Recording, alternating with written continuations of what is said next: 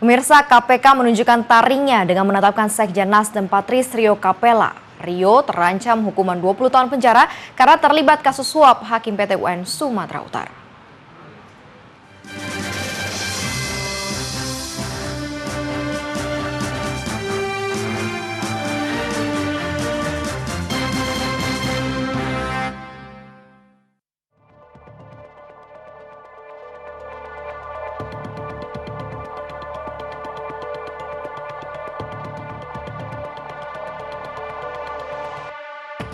KPK kembali menunjukkan taringnya. Setelah sempat coba digembosi lewat revisi Undang-Undang KPK, kini KPK bangkit dan melibas koruptor.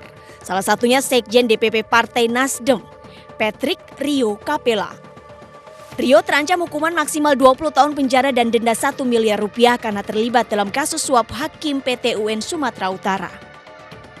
Dan dalam kasus yang sama, penyidik juga telah menemukan 2 bukti permulaan yang cukup yang kemudian menetapkan saudara PRC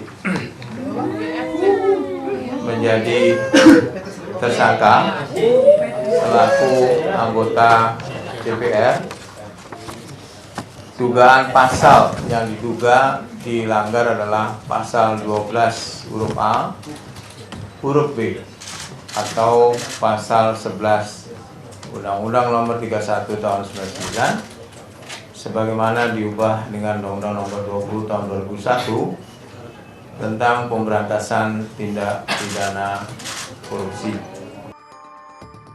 Untuk meredam panas dingin suhu politik, Rio mengambil tindakan dengan mengirimkan surat pengunduran diri ke DPP Nasdem. Dan tadi saya sudah melaporkan kepada Pak Surya, selaku ketua umum partai ini, dan saya menyatakan mengundurkan diri dari jabatan Sekretaris Jenderal dan menyatakan berhenti dari partai ini. Namun masalah tidak berhenti sampai di situ. Para pengamat menilai dugaan penerimaan hadiah terkait korupsi dana bansos menunjukkan bahwa dana bansos menjadi bancakan atau perampokan oleh partai politik.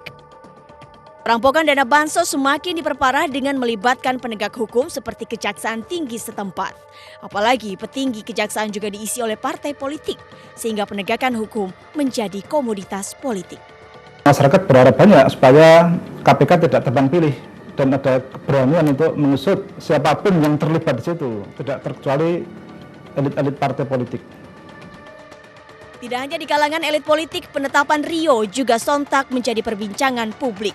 Bahkan tadi malam, hashtag bubarkan Nasdem jadi trending topik Indonesia. Hal ini tidak terlepas dari janji Ketua Umum Partai Nasdem Surya Paloh yang mengatakan apabila ada kader dari Nasdem yang terlibat korupsi, lebih baik partainya dibubarkan. Namun sayangnya, saat ada kadernya yang terlibat korupsi, Paloh justru berkilah. Ditanya sebagai saksi, kita hormatin itu sebagai saksi. Mudah-mudahan dia tetap sebagai saksi, itu harapan kami. Tapi kalau statusnya ditingkatkan, hanya 2 pilihan. Dia say goodbye atau di goodbye kan. Bagaimana negeri ini mau direstorasi ke arah yang lebih baik jika para kadernya saja masih tersangkut kasus korupsi? Kini publik menanti komitmen Ketua Umum Partai Nasdem. Benarkah Surya Paloh seorang yang konsisten atau sama seperti elit politik lain yang mencela-mencela? Tim Liputan MNC Media memberitakan.